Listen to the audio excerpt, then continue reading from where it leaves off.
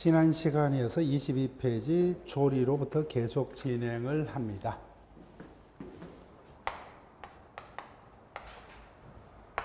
자, 일단 조리의 개념요. 자, 민법 1조에 의하면 민사 분쟁이 생겼을 때 먼저 성문민법을 가지고 분쟁을 해결합니다. 성문민법이 없을 때는 뭐요? 두 번째 간섭민법을 가지고 보충적으로, 최종적으로 간섭민법도 없을 때는 마지막에 조리입니다. 그럼 조리라면 뭐요? 우리는 앞으로 이렇게 기억을 할게요. 신의성실의 원칙, 우리가 둘째 주에서 배울 겁니다. 신의성실의 원칙을 줄여서 신의칙이라 합니다. 그 조리는 우리 신의칙으로 기억을 합니다. 신의칙. 즉 신의성실의 원칙을 조리라 한다. 그 조리란 뭐냐? 자, 우리가 생각할 수 있는 온갖 좋은 용어는 여기에 다 포함되어 있습니다. 즉 조리란 간섭민법도 존재치 않는데 마지막에 분쟁 해결 규정되는 것으로서 사람의 이성에 의해서 생각되는 기본, 법의 일반 원칙, 신의적, 사회 통념, 거래 안정 등 온갖 우리가 생각할 수 있는 좋은 단어는 다 갖다 붙입니다. 이런 것들이 다 조리를 표현하고 있는 단어에 해당합니다. 근데 우리는 조리를 어떤 식으로 이해를 하느냐? 기억은 뭐요? 이렇게 기억을 하되, 이해는 조리라면은 내가 재판관이었을 때 민사 분쟁을 해결하려고 보니까 뭐요? 성문민법이 없더라, 그죠? 두 번째 간섭민법도 확인해 보니까 없더라. 그때 마지막으로 내가 재판을 거부할 수 없죠. 그때 마지막에 재판 기준이 되는 게 조리라 하는데, 이때 조리는 뭐요? 일반 국민의 건전한 법적 상식이다. 이를 조리라 한다, 그죠? 다른 말로 뭐요? 신의성실의 원칙을 조리라 합니다. 자, 미리 한번 볼게요. 즉 신의척을 조리한다, 그죠? 간섭법도 없으면 이게 마지막 재판의 기준입니다. 자, 뒷부분에 판례를 하나 이미 소개를 먼저 해드릴게요. 자, 어디를 오시냐 하면은, 자, 교과서 40페이지, 41페이지를 볼게요. 자, 교과서 40페이지를 보면 제일 밑에 판례가 있죠. 자, 41페이지를 보면 위에 2번 판례를 볼게요. 2번 판례. 조리는 다른 말로 뭐요? 신의척이라고 그랬다, 그죠? 이해는 일반 국민들의 건전한 법적 상식을 조리. 자, 그럼 볼게요. 2번. 아파트를 분양받고자 했을 때 그 분양을 받는 자 입장에서는 앞으로면 어떤 개발 사항 등을 사전에 알고 있어야만 내가 분양을 받을 것이냐 의사결정의 중요한 판단 자료가 되겠다, 그죠? 근데 아파트를 분양받고자 하는데 그 주위에 쓰레기 매립장이라든지 화장장 등 혐오시설이 생길 것이 예정되어 있었다면 그 지역에서 내가 아파트를 분양받았을 때는 나중에 상당히 곤란한 문제가 될 수도 있겠죠. 그래서 이 같은 사실을 건설업자가 뭐요? 미리 알았더라면 당연히 분양계약 체결에 앞서서 분양받고자 하는 자에게 그 사실을 알릴 의무가 뭐요? 상식적으로 있다 없다? 있다는 거죠. 그래서 이 같은 분양업자는 그 같은 사실을 미리 분양을 받고자 하는 자에게 알릴 의무가 뭐요? 신의척에서 발생을 한다는 겁니다. 신의척은 다른 말로 뭐요? 조리. 이해는 일반 국민들의 건전한 법적 상식이다. 이렇게 이해를 부탁드릴게요. 자, 그러면 제일 밑에요. 22페이지 조리의 법원성. 그래서 민법 1조에 하면 민사 분쟁이 생겼을 때 성문민법도 없고 간섭민법도 없을 때 조리, 다른 말로 신의척이 최종적인 법원이 되고, 그 다음에요. 조리는 당사자는 뭐요? 계약 등 법률 행위를 해석하는 마지막 기준이 되기도 합니다. 그래서 민법 1조 하면 민사법원은 세 가지가 있었다, 그죠? 옆에 줄옵니다. 판례. 민법 1조 하면 판례는 언급이 없죠. 그래서 한마디로 판례는 현행 민법상 재판에 기준된 법원은 될 수가 없습니다. 법원 될 수 없어요. 즉, 왜 판례는 법원이 될 수가 없느냐?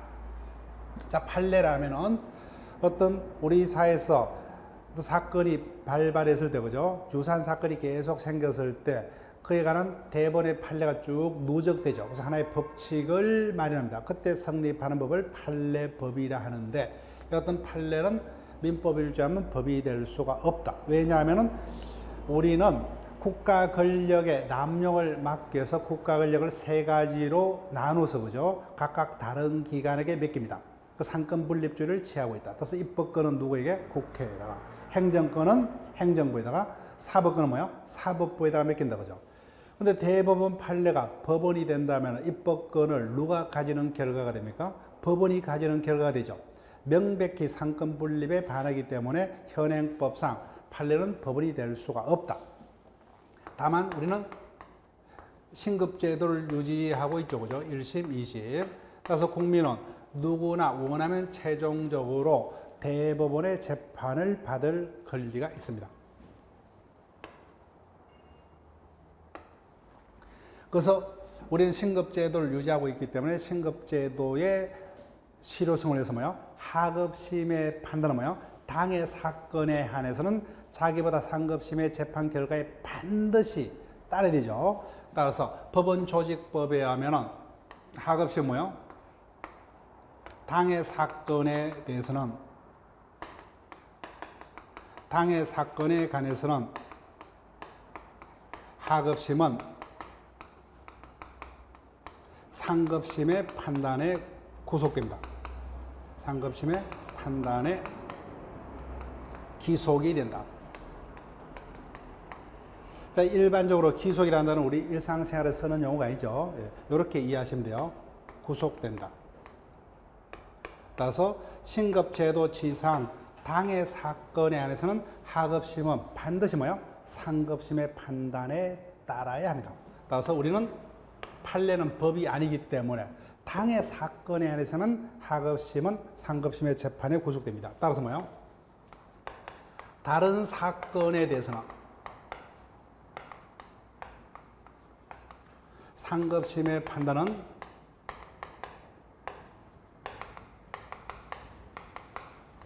하급심을 기속할 수 있다 없다? 기속 못하죠.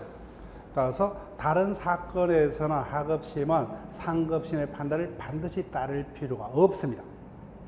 다만 우리는 신급제도를 유지하기 때문에 대법원은 뭐요? 종전에 어떤 자신의 견해를 변경하려면 그 요건이 상당히 까다롭습니다.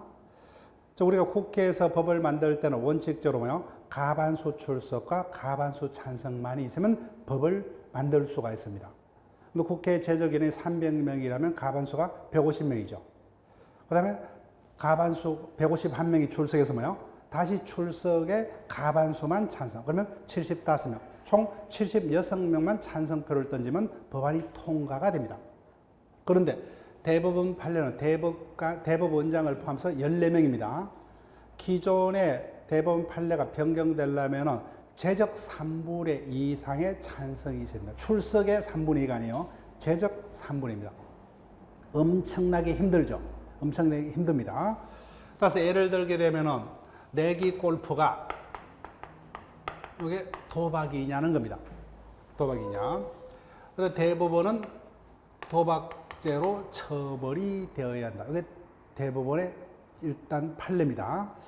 근데 하급심 A 판사가 봤을 때 도박이라면 뭐요? 당연히 어떤 성부가 우연해서 결정되는 게 도박입니다. 근데 골프는 우연해서 성부가 결정되는 게 아니죠. 그죠? 실력에 따라서. 그래서 내기 골프는 도박이 될 수가 없다. 무죄로 판단을 합니다. 문제 있어요? 없어요? 문제 없습니다. 문제 없어요. 그렇지만 대법원에서 종전에 자신의 판례를 변경할 가능성이 있다 없다? 없어요. 올라가면 뭐요? 깨지게 되어 있습니다. 도박죄로 처벌하라. 그러면 뭐요? 당의 사건에서는 당연히 상급심의 판단에 따라서 재판을 할 수밖에 없어요. 근데 또 그와 같은 사건이 또 배정됐어요. 그거 따를 필요 없죠. 또 자기는 무죄. 올라가면 또 깨졌어. 유죄. 이렇게 판단을 할 수밖에 없어요. 자, 그러면 A 판사는 승진할 수 있어요? 없어요? 승진 못하죠. 그 승진하려면은 자신의 재판이 깨어져서는 안 된다. 그죠? 그래서 다른 사건에서는 법적으로 구속 안 되지만 사실상은 따를 수밖에 없다 그죠. 그래서 사실상의 구속력만 있을 뿐 법적인 구속력은 없다는 겁니다. 왜? 대법원 판례는 법이 아니기 때문에 이 관계를 이해를 해달라는 거예요. 자 볼게요. 판례. 민법 1조와 상권분립주의 원칙에 입각하면 판례는 법원이 될 수가 없습니다. 따라서 둘째 줄, 법원조직법에 의하면 상급법에서 판단은 당의 사건에 한해서만 하급심을 기속할 뿐이고 다른 사건에서 하급심을 기속하지 못합니다. 다만 판례는 변경 가능성이 어렵죠, 그죠? 그래서 사실상의 구속력만 있을 뿐 법적인 구속력은 없답니다. 없다. 자, 여기까지가 민법 1조에 관한 내용들을 봤습니다. 자, 오늘 나갔다 매일 정리 노트 문제를 볼게요. 자, 문제 펴볼게요. 1번. 자, 오늘 나갔던 문제요. 1번. 실질적 의의 민법에 관한 다음 설명 중 옳은 것은? 자, 아직까지는 우리가 쉽게 해결이 안 됩니다. 저와 같이 수업에서 계속 연습을 하다 보면 어느 정도 익숙해지고 심화반이 어느 정도 진행되었을 때는 어느 정도 이해가 될 거예요. 처음부터 욕심을 내지 마시고. 자, 앞에서 형식적인 의미의 민법이란 현행 민법전에 실려 있는 것만을 민법이라 하더라고요. 근데 실질적 의미의 민법은 민사적 내용을 담고 있으면 명칭이 민법으로 되어 있던 성문의 형식으로 되어 있던 불문의 형식으로 되어 있던 불문한다 그죠. 따라서 부동산 등기법 등 민사부속법도 실질적 의미의 민법에는 포함되죠. 그 다음 실질적 의미의 민법은 일반 사법이어야 되죠. 그죠. 상법 등 특별사법은 실질적 의미의 민법에 해당되지 않습니다. 그 다음 4번 성문으로 되어 있던 불문으로 되어 있던 불문한다 그죠. 따라서 간섭민법도 실질적 의미의 민법에 포함되고 5번 즉 실질적 의미의 민법은 형식적 의미의 민법뿐만 아니라 민사부속법, 민사특별법, 간섭민법도 다 포함되죠. 그죠. 그래서 민법전뿐만 아니라 여하튼 간섭민법 등도 다 포함이 됩니다. 그래서 정답은 3번이다 그죠. 민법의 존재 형식이 실질적 의미의 민법에 해당합니다. 자, 그 다음에 2번 문제로 갑니다. 간섭법에 관한 설명으로 틀린 것은 1번 간섭법의 개념이죠. 그죠? 이와 같은 요건을 구비를 해야 됩니다. 그 다음 2번 간섭법은 성문법에 대하여 변경적 효력만을 갖는다. 틀다. 그죠? 예. 원칙적으로 간섭법은 보충적 효력을 가지죠. 자, 그 다음에 3번은 민법 1조 그대로고 4번 간섭법도 법이기 때문에 그 효력이 유지되려면 헌법 등 법질서에 위반되지 아니해야 됩니다. 따라서 어떤 간에게 법적 확신을 얻었더라도 그것이 헌법을 최상위 교법을 한 전체 법질서에 반한다면 간섭법으로서 효력이 인정될 수 없다. 그죠? 그 다음 5번 간섭법은 법적 확신까지 취득한 존재임에 반해서 사실인 간섭은 법적 확신은 구비하지 못한 존재죠. 사실인 간섭은 간섭법과 달리 사회의 법적 확신을 결여한 간행에 불과하다. 그죠? 맞죠? 3번 문제로 갑니다. 간섭법에 관한 아래 설명 중 틀린 것은? 자, 1번이 가장 중요합니다. 자, 간섭법은 법이기 때문에 누가 조장하고 입증을 해야 됩니까? 원칙적으로 법원이 알아서 직거로 조사 판단해야 된다. 그죠? 그래서 1번 간섭법은 법령과 같은 효력을 갖는다고 하나 그 전부가 명확치 않기 때문에 당사자가 주장 입증을 하여야 법원이 이를 근거로 판단할 수 있다. 틀렸죠. 그죠? 왜요? 간섭법은 법이기 때문에 법원이 알아서 직거로 조사 판단해야 됩니다. 이렇게 속입니다. 자, 그 다음 2번 간섭법은 두 가지 요건이 구비되어 되죠. 일정한 간행의 반복적인 존재와 그에 대한 사회 구성의 법적 확신까지 구비해야 됩니다. 따라서 다툼이 있으면 법원의 재판을 통해서 확인을 거칠 수밖에 없죠. 그래서 간섭법은 그 존재 여부가 분명치 않기 때문에 결국은 법원의 판결에 따라 확인을 거쳐야 한다. 3번 오늘날 국가는 필요하면 성문법을 마구마구 만들어낸다. 그죠? 그래서 오늘날 국가 입법 활동이 발전함에 따라서 간섭법은 그 존재 범위와 역할이 축소되고 있다. 맞습니다. 그 다음 4번 판례는 간섭법과 사실인 간섭을 뭐요? 법적 확신, 유무에 따라서 엄격하게 구분하고 있다. 5번. 우리 사회에서 가장 먼저 생긴 법은 뭐요? 당연히 간섭법이죠. 그죠? 성문법은 문자가 발명된 이후에만 가능한 법은 되다. 그죠? 예. 자, 여기까지 쭉 연습을 쭉 한번 해보세요. 앞으로도 이와 같은 요령으로 매번 연습을 할 겁니다. 자, 그러면 어디를 보시냐면은 민법의 기본 원리는 일단 필요 없습니다. 우리하고는. 다만 필요한 것을 하나만 설명드릴게요. 자, 24페이지에 로마자 커리번 건대민법의 기본 원리 중 2번 건대민법의 3대 원리가 소유권 절대 원칙, 다른 말로 사유재산권 존중의 원칙, 그 다음에 사적 자치 원칙, 다른 말로 법률의 자유 원칙, 계약 자유 원칙, 마지막에 가실 책임 원칙, 이런 것들이 건대민법의 3대 원리입니다. 이 부분을 다시 한번 설명드릴게요. 자, 민법요. 민법은 국내에 존재하는 법들을 크게 뭐요? 사법과 공법으로 나누었을 때 민법은 어디에 속한다? 사법에 속한다. 그죠? 민법은 사법에 속합니다. 즉 사법은 어떤 법을 사법으로 포함시킵니까? 우리 사회에서 일어나는 분쟁 중 대등한 개인들 간의 분쟁을 해결할 목적으로 마련된 법을 사법이라 한다. 그죠? 그래서 민법이 대표적으로 사법에 속합니다. 그래서 이 어떤 사법은 어떠한 이념의 지배를 받고 있다? 사적 자치다. 그죠? 즉 사적인 생활 영역은 너희들이 자율적으로, 따라서 매매 등 계약을 체결할 때, 임대차 계약 등을 체결할 때 국가 강제가 아니라 뭐예요? 자기들이 원하는 내용대로 계약을 체결할 수 있죠.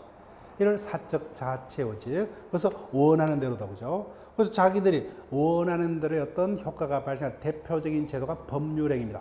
그래서 사적 자치 원칙을 다른 말로 법률행위 자유 원칙이라고, 법률행위는 단독행위, 계약, 합동행위가 있습니다. 그 중에 가장 빈번하게 맺어지는 뭐예요? 법률행위가 계약이 대표적입니다. 그래서 다른 말로 계약 자유의 원칙이라 하더라고요.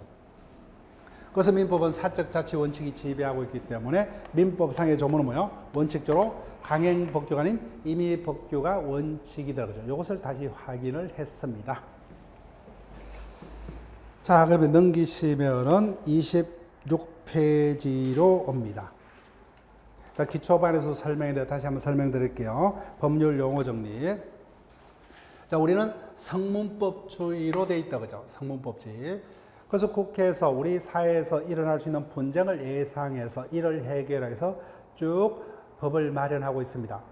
그런데 모든 분쟁을 다 빠짐없이 해결할 수 있는 조문을 다 빠짐없이 마련한다는 것은 가능합니까? 불가능해요? 불가능하죠. 따라서 분쟁은 있으지만 그 분쟁을 직접적으로 해결할 수 있는 조문이 존재하지 아니한 경우도 생길 수가 있습니다. 그때 재판을 거부할 수 없다. 그죠? 법조문이 없다는 이유로 그때도 재판을 해야 됩니다. 그때 다른 유사 사건에 관한 조문을 당해 사건에다 끌어서서 분쟁을 해결한 해석을 유추해석이라 합니다. 유추해석. 그래서 유추란 용어를 쓸 거예요. 그래서 대표인 예가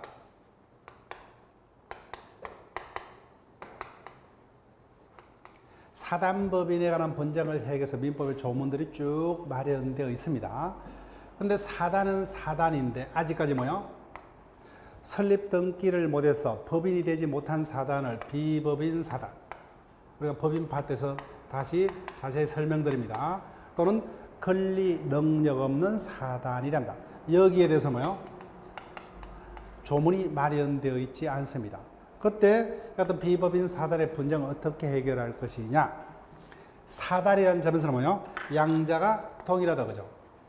그래서 사단법인에 관한 민법상의 규정을 허용하는 한도 내에서 뭐요? 비법인 사단의 분쟁에 대해서 그대로 끌어서 해설합니다. 해결합니다. 이와 같은 해석을 뭐요? 유추 해석이라 한다는 거예요. 자, 그 다음에 선의 악이요.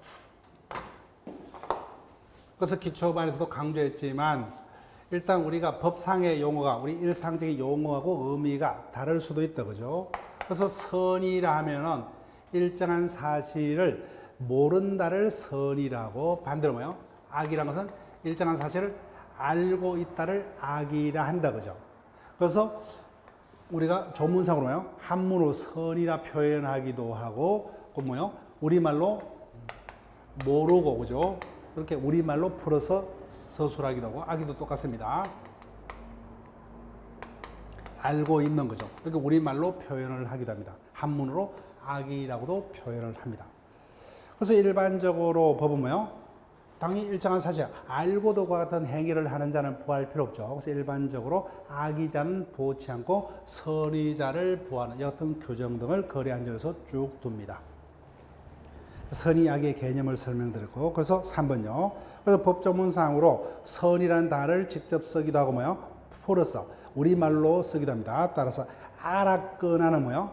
현재 일정한 사실을 알고 있다는 거죠. 따라서 악의를 의미합니다. 그런데 선의는 현재는 모른다는 겁니다. 모른다. 모른다는데 선의는 두 가지가 있습니다. 현재는 그 사실을 모르죠. 그죠? 모르는데 행위자가 잘못이 없는 경우, 무가실도 있을 수 있고 뭐요? 현재 그 사실을 모르지만 그자에게 잘못이 있는 가실이 있을 수도 있습니다. 따라서 알 수 있었다, 그죠? 알 수 있었을 경우에는, 자, 이와 같은 문장이 있습니다. 알 수 있었다는 것은 현재는 알고 있다는 것만큼 현재는 일단 모른다는 거예요. 모른다는 겁니다. 현재는 일단 모르고 있다는 거. 알 수 있었지만 모른다는 겁니다. 다만 알 수 있었기 때문에 조금만 노력했다면 알 수 있어요. 그죠? 그래서 알 수 있었는데 몰랐지만 잘못이 있는 가실을 의미를 하는 표현입니다. 그래서 우리가 형사적으로는 고의와 가실을 엄격하게 구분해서 고의법만 원칙적으로 처벌합니다. 가실법은 원칙적으로 처벌하지 않습니다. 처벌 교정이 있는 경우만 처벌돼요. 근데 민사적으로는 원칙으로 뭐예요? 악의하고 가실은 동일하게 취급합니다. 근데 다만 그때그때마다 보호 범위를 달리 하는 경우가 있습니다. 여기서 우리가 미리 외울 필요 없이 우리가 여러 번 출제될 수 있는 주요 주제는 반복해서 자동적으로 그냥 피부에 체득되도록 우리가 반복적으로 연습을 할 겁니다. 그래서 알 수 있었다는 단어의 의미는 뭐예요? 현재는 모르고 있지만 그 모름에 잘못이 있는 선인데 가실이 있음을 의미를 합니다. 그 다음에 제3자라는 단어를 설명합니다. 가벌간의 토지 매매가 있었습니다. 그럼 이 같은 매매라는 법률행위의 당사자는 누굽니까? 매도인과 매수인 갑을이다, 그죠? 그래서 매매에서는 갑을이 당사자입니다. 여기에 있는 자는 뭐예요? 제3자죠. 제3자입니다. 따라서 가벌간의 매매 계약이 있었고 을이 갑으로부터 토지에 대한 소유권을 취득했습니다. 그런데 문제는 가벌간의 매매가 사후에 그게 없던 것으로 되어버렸어요. 무효입니다. 그러면 을은 소유자다 아니다? 아니죠, 그죠? 그때 등기는 을 앞으로 되어 있습니다. 그래서 다시 전매합니다. 그때 이자를 보호를 할 필요가 있습니다. 그죠? 어디까지 보호를 할 것이냐? 이자는 가벌간의 매매가 뭐예요? 처음부터 무효임을 아는 악의자일 수도 있고 이를 모르는 자일 수도 있죠. 그럼 당연히 상식적으로 누구만 포함돼요? 이자다, 그죠? 이자. 그래서 제3자라면 법률관계 당사자를 제한 나머지를 제3자랍니다. 이자가 사망했다면 이자의 포괄성의 상속인 등을 제한 이자를 제3자랍니다. 그래서 제3자 보호를 위해서 일정한 경우는 다섯 번째요. 대항하지 못한다. 즉 당사자 간의 매매라는 같은 법률행위가 사후에 뭐요? 무효가 되더라도 잘못이 없는 제3자는 거래에 앉아서 보호를 할 필요가 있다, 그죠?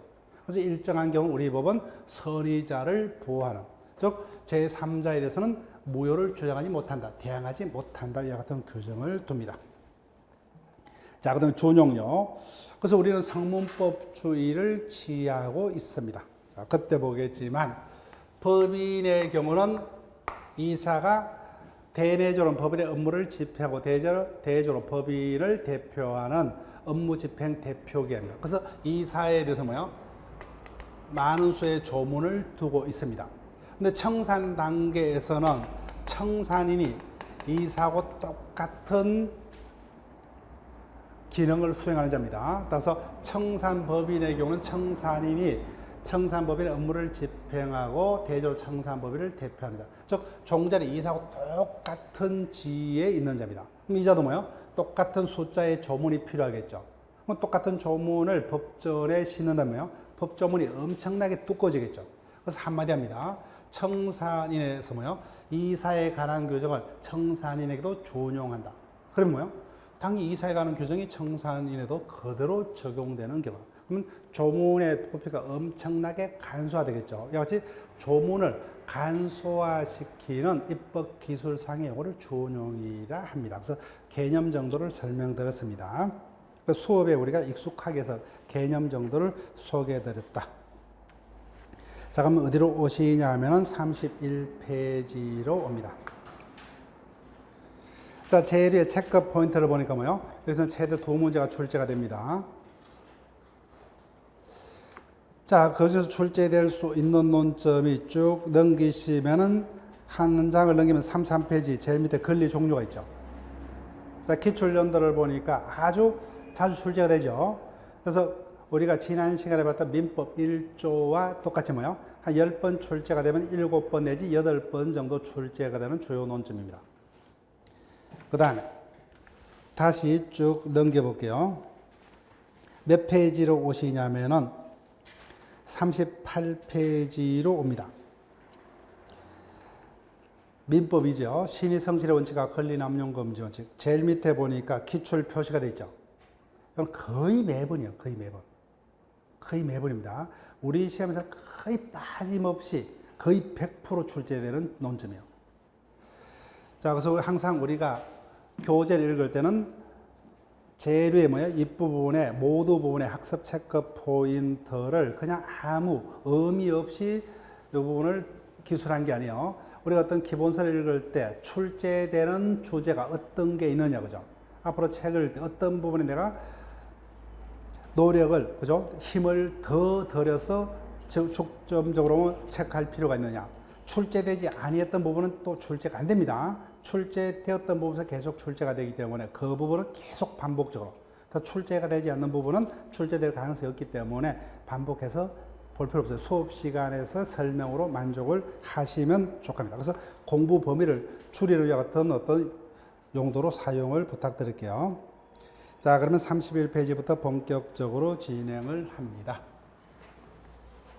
자, 보니까 기출 표시가 없죠, 그죠? 네, 기출 표시가 없어요. 그럼 이 부분은 출제하고는 거리가 먼 논점이라는 겁니다. 그래서 이해만 제대로 하면 끝납니다.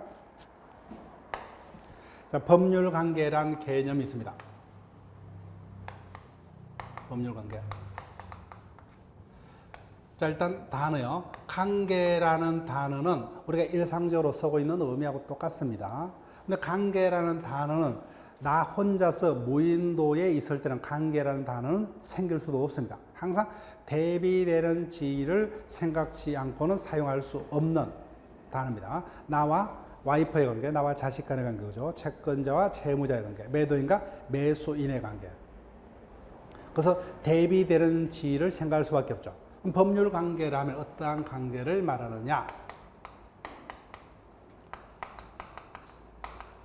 인간은 사회에서 무리를 지어서 생활합니다.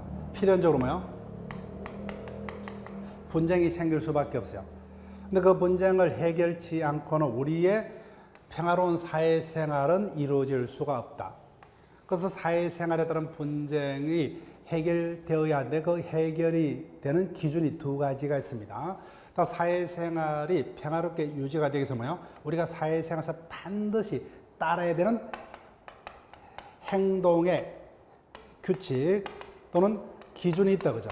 기준이 있습니다. 적지 마세요. 이를 법적으로 규범이다 합니다. 규범.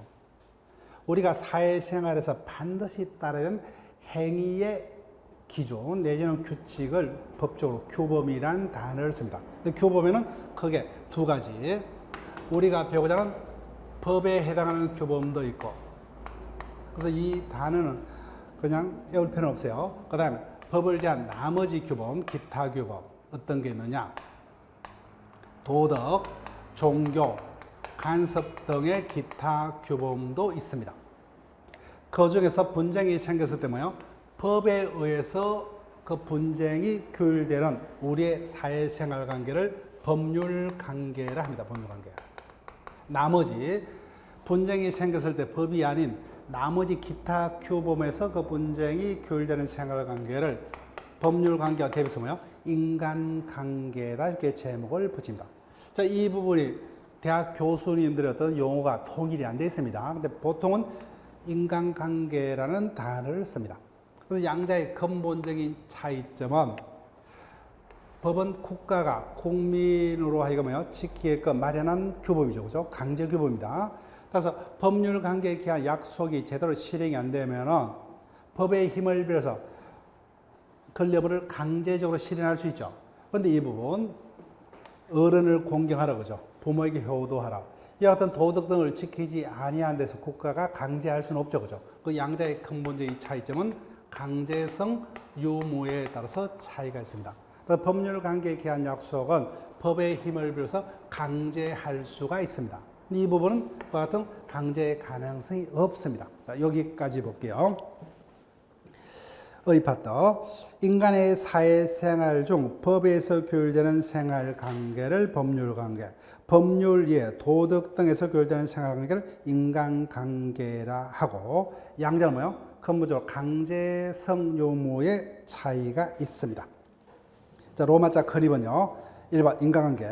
인간관계는 가족들 간의 뭐요? 관계, 친구들의 우애관계, 애인들 간의 애정관계 같은 생활관계로 법이 아닌 종교 등에서 규율되는 생활관계를 말합니다.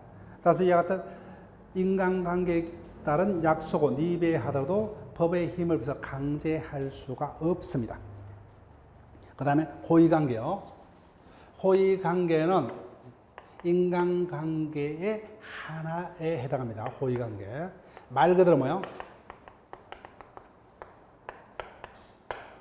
좋은 뜻에 의해서 뭐요? 일정한 이익을 주고받는 생활관계를 호의관계. 호의관계는 인간관계 중에 하나입니다. 그런데 어떤 교재는 법률관계 대비되는 개념으로 호의관계라는 개념을 사용하는 경우도 있지만 일반적으로 교수님들은 인간관계를 법률관계 대비되는 개념으로 사용하고 있고 호의관계는 인간관계 하나로서 설명을 합니다. 자, 일단 호의관계는 대표 예가 교재 예를 쭉 따라오세요. 이웃집 애기 엄마가 외출한 동안에 옆집 아주머니가 뭐예요? 법상의 의무도 없음에도 불구하고 그 시간 동안 대신 애기를 돌봐주기로 한 약속. 그 다음에 집들이 초대 이런 것들이 호의관계입니다. 시험에 뜬다면 이 부분이 뜰 거예요. 호의동성. 호의동성. 즉 나는 택시를 운행하지 않고 자가용을 운행한다 그죠? 그럼 일정한 자를 일정한 장소까지 데려다 줄 법상의 의무가 있다 없다? 없습니다. 그럼에도 불구하고 뭐요? 호의로 일정한 장소까지 데려다 주기로 한다 그죠? 이를 호의관계. 따라서 약속을 위배하더라도 이거는 법률관계가 아닌 인간관계에 불과하므로 손해배상 등을 청구한다든지 뭐요? 이와 같은 법적인 문제는 생기지 않습니다. 그런데 문제는 갑이 을을 뭐요? 태워서 일정한 장소까지 바래다 주다가 뭐요? 사고가 생겼습니다. 그래서 동성자에게 손해가 생겼다. 예를 들면 1,000만 원의 피해가 발생했습니다. 다쳤어요. 병원에 입원해 있습니다. 이때 동성자에게 발생한 이와 같은 손해를 누가 책임을 져야 할 것이냐. 이때부터는 뭐요? 이제는 더 이상 호의 관계가 아니라 어떤 손해를 누가 책임을 질 것이냐. 이 문제에서는 법률 관계로 바뀌어버려요. 법률 관계로. 법률 관계로 바뀌어버립니다. 그럼 당연히 상식적으로 동성자에게 생긴 손해는 누가 배상해야 됩니까? 이자가 배상을 해야 됩니다. 그렇기 때문에 뭐요? 모르는 사람은 내 차에다가 함부로 태워갈 수가 없다. 그죠? 태워갈 수가 없다. 그 다음에 이때 손해배상의 범위입니다. 자, 상식적으로 판단해 보세요. 그때 이자는 법상의 의무가 없음에도 불구하고 호의로 뭐요? 일정한 장소까지 호의로 데려다 주다가 사고를 냈죠. 너무나 억울합니다. 그죠? 일단 배상을 해야 돼요.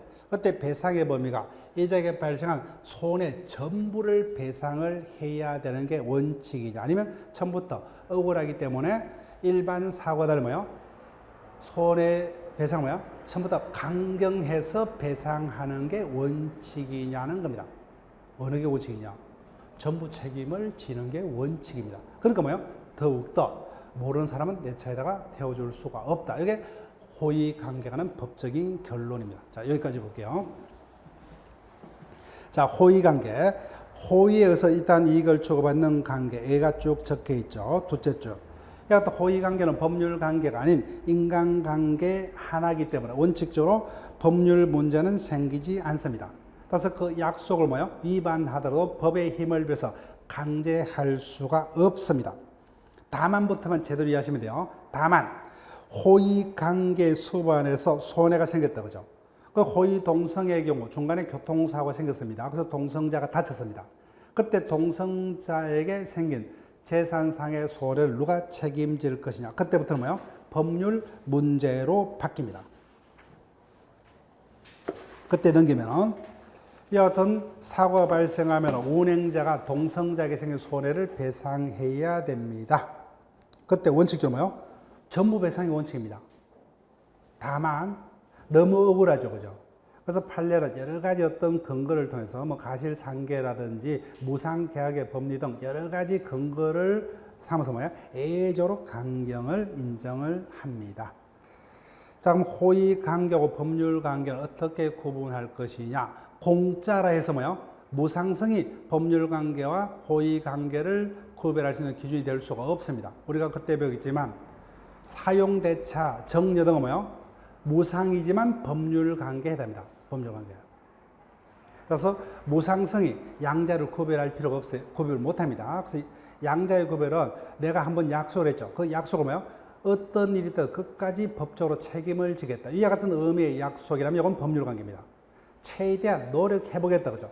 법적으로 책임은 지지 않겠다. 이와 같은 의미의 약속이라면 이건 호의관계에 불과합니다. 그래서 양자의 구별은 최종적으로 그 약속을 뭐야? 법적으로 책임지겠다는 의사가 있느냐 없느냐에 따라서 법률관계와 호의관계를 구별할 수가 있습니다. 자, 그러면 뭐요? 일단 법률관계 개념, 그 개념 정도만 일단 피부적으로 느낄게요. 이 부분 우리 시험에서 아직까지 9회차 이후로는 출제가 된 바가 없어요. 인간관계, 호의관계에 관한 문제는 출제된 바 없어요. 만약에 모의고사에 출제된다면 뭐요? 이 부분을 가지고 물을 거예요. 예, 호의동성과 관련해서 그 정도만 이해를 하시면 돼요. 자, 그러면은 법률관계입니다. 법률관계의 내용 보세요. 관계 개념이기 때문에 항상 뭐요? 대비되는 자의 지위를 생각할 수밖에 없죠. 그래서 다양한 모습으로 나타납니다. 매도인과 매수인의 관계, 임대인과 임차인의 관계, 불법 행위라면 뭐요? 가해자와 피해자 관계, 다양한 모습으로 나타납니다. 근데 궁극적으로 뭐요? 한편은 법에 의해서 보호되는 자로, 한편은 반대되는 자의 지위로 나타납니다. 그래서 원칙적으로 법률관계를 뭐요? 권리와 의무의 관계로 나타나는 게 일반적입니다. 그래서 일정한 자는 뭐요? 권리자로. 반대편은 뭐요? 의무자로 나타나는 게 일반적입니다. 그래서 로마자 3번요. 법률관계 내용. 법률관계는 법에서 보호되는 자, 즉 권리자의 모습으로, 한편은 뭐요? 반대자의 모습으로, 즉 원칙적으로 권리와 의무의 관계로 나타나는 게 일반적입니다. 자, 그러면 본격적으로 진행합니다. 제2절요. 권리와 의무.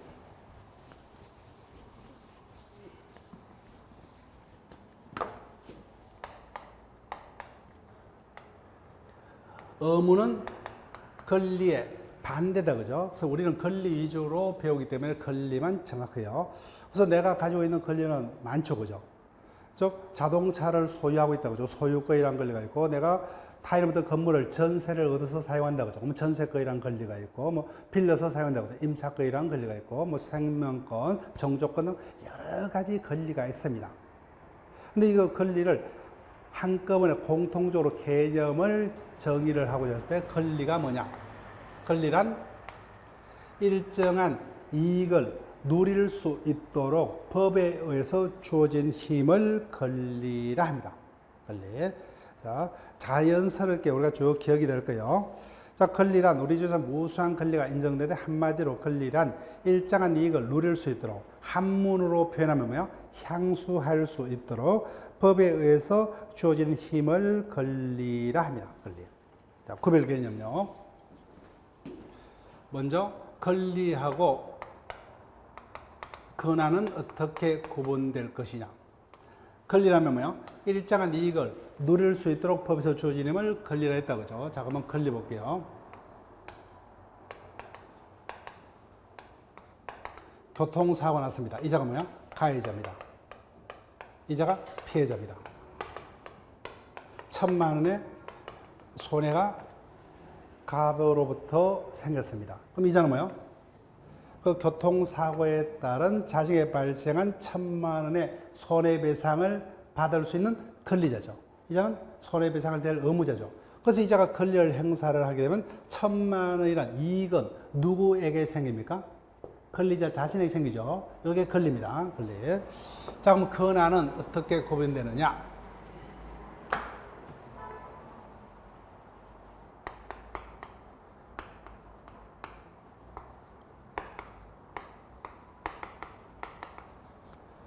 A가 자신 소유 토지를 타인에게 매도코자 합니다. 근데 문제는 자기 스스로 매매 계약을 체결할 수 있는 시간적 여유가 없다. 그래서 믿을 수 있는 뭐예요? 이자에게 자신을 대리하여 매도할 수 있는 권한을 준다 그죠? 이자가 A의 대리이죠. 그래서 갑이 을과 뭐예요? A의 대리인 갑하고 을과 매매 계약을 체결합니다. 현실적으로 매매 계약은 누구와 누구 간에 체결됩니까? 대리인과 상대방을 사이 그죠? 근데 이 같은 계약이 체결되면 그로 인한 매매에 따른 법률 효과는 누구에게 발생합니까? 본에게 발생한다 그죠? 저기와 같이 행위자가 자신의 행위로 인한 법률 효과를 타인에게 발생케 할 수 있는 행위자가 가지는 자격을 권한이라 합니다. 대표적 권한이 뭐예요? 대리인의 대리권이다 그죠? 즉 권리는 권리자가 행사를 하게 되면 그로 인한 이익이 누구에게? 자신에게 발생합니다. 근데 이자는 열심히 매매 계약을 체결했습니다. 근데 그로 인한 효과는 누구에게? 타인에게 발생한다 그죠? 그때 이와 같은 행위를 할 수 있는 이자의 자격을 권한이라 한다는 겁니다. 자, 볼게요. 권한. 타인을 위하여 그에게 일정한 법률상의 효과를 발생케 할 수 있는 행위자가 가지는 지 내지 자격. 대리인의 대리권이 대표적인 권한에 해당합니다. 그 다음 권능을 설명드릴게요. 권능이란 단어가 중요한 게 아니라 지금부터가 중요합니다.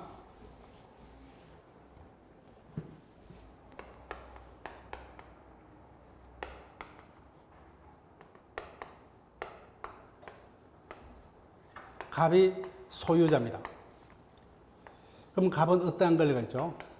토지에 대한 소유권이라는 권리를 가지고 있다 그죠? 소유권. 그러면 소유권자는 그 객체인 토지를 자기 멋대로 사용할 수 있고 타인에게 임대 등을 통해서 수익할 수 있고 매매 등을 통해서 처분할 수도 있습니다. 자, 느낌이 왔습니다. 그럼 이와 같이 뭐요? 소유권이란 권리에는 이와 같은 권능들이 포함되어 있다 그죠? 즉 권능이라면 권리의 내용을 이루는 개개의 힘을 권능. 소유권이란 권리에는 이와 같은 개별적 권능들이 포함되어 있어요. 이와 같은 모든 권능을 누구만이? 소유권자만이 자기만이 다 가지고 있습니다. 그런데 갑이 자신 소유 토지를 일단 모르는 단어들은 그때그때 해당 파트에 설명드립니다.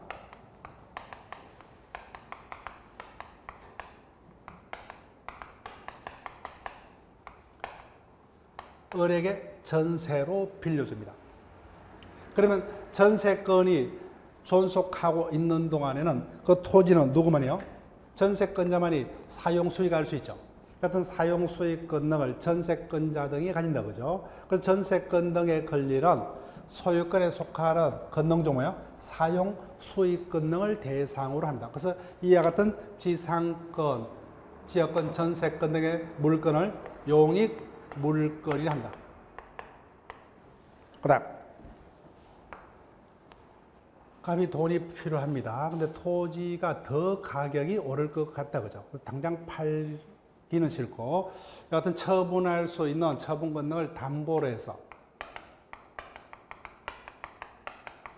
이런 것들은 그때그때 설명드릴게요.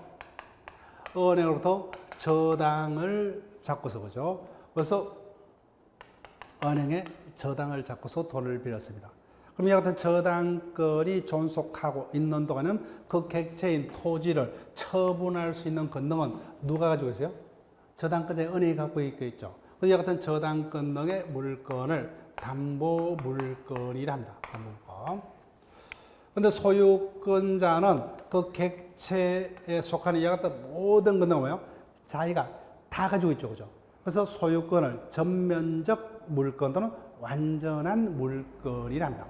근데 이와 같은 전세권, 저당권 등의 용익 물건, 담보 물건은 소유권에 속하는 뭐예요? 권능 중 제한된 일부만을 대상으로 한다. 그죠? 그래서 이와 같은 용익 물건, 담보 물건 등을 말 그대로 뭐예요? 제한된 소유권에 속한 제한된 일부만을 그 대상으로 한 데서 제한 물건이라 합니다. 그래서 민법상의 토지 등 뭐예요? 그 객체의 물건을 자기만이 배타로 지배할 수 있는 권리자가 가지는 권리는 뭐예요? 물건이란데 그 객체에 속한 모든 권능을 자기만이 독차지할 수 있는 권리를 소유권. 소유권에 속하는 제한된 일부까지만 지배할 수 있는 이와 같은 전세권, 저당권 등의 용익 물건, 담보 물건, 제한 물건. 총 7가지. 이와 같은 7가지 물건에 대비해서 점유권이란 물건까지 인정합니다. 이 개념은 그때 설명드릴게요. 그래서 민법상, 현행 민법상 일정한 물건을 배타적으로 지배할 수 있는 물건에는 점유권, 소유권, 용익 물건 3가지, 담보 물건 3가지, 도합 8가지의 물건이 인정이 됩니다. 그래서 토지가 경매로 넘어갑니다. 그럼 경매 대가로부터 여하튼 전세권자, 저당권자 등 제한 물건자하고 소유권자 중 누가 그 대가를 먼저 찾아갑니까? 당연히 전세권자, 저당권자 등 제한 물건자가 먼저 찾아간다. 그죠? 그 성질상 소유권과 제한 물건이 충돌하면 언제나 제한 물건이 우선한답니다. 그래서 이 단어 자체가 중요한 게 아니라 뭐예요? 이해 터잡아 이와 같은 용익 물건 등을 설명을 드렸습니다. 자, 그 다음에 근원이란 개념을 설명을 합니다. 그래서 갑이 소유자입니다. 근데 현재 뭐예요? A가 그 토지를 사용하고 있습니다. 그럼 우리 상식적으로 자기 토지도 아닌데 현재 A가 그 토지 위에 농사를 짓고 있다. 그럼 A는 누굽니까? 갑으로부터 토지를 빌려서 농사 짓고 있겠죠. 빌리는 방법은 전세로 빌릴 수도 있고 임대차로 빌릴 수도 있고 무상인 사용대차로 빌릴 수 있죠. 그죠? 즉 이와 같이 현재 이자의 행위를 정당화시켜서는 임차권, 전세권 등의 법률상의 원인을 근원이라 합니다. 근원. 근데 이자가 그와 같은 원인도 없이 타인의 물건을 사용하고 있다. 그죠? 이건 불법 행위가 되겠죠. 예. 자, 그 다음에 의무는 권리의 반대입니다. 그래서 권리란 일정한 이익을 누릴 수 있도록 법에 주어진 힘을 말했습니다. 그래서 권한, 권능 등과 구별됩니다. 그래서 구별 개념 자체가 중요한 건 아니에요. 자, 로마자 3번 보세요. 권리와 의무의 관계. 양자는 관계 개념이죠. 따라서 권리가 있으면 뭐요? 반대되는 의무가 뒤따르는 게 원칙이다. 그죠? 관계 개념이기 때문에. 근데 원칙이 중요한 게 아니라 우리는 항상 애가 중요합니다. 자, 볼게요. 권리와 의무의 관계. 원칙적으로 권리가 있으면은 반대되는 뭐예요? 의무가 뒤따르는 게 원칙입니다. 다만 예적으로 거기만 적을게요. 보니까 권리는 있는데 의무가 없는 경우도 있습니다. 이 부분을 이렇게 물을 수 있어요. 다음 중 권리만 있고 그에 대한 의무가 없는 경우는 취소권 등 각종 형성권이 여기에 해당합니다. 거기까지요.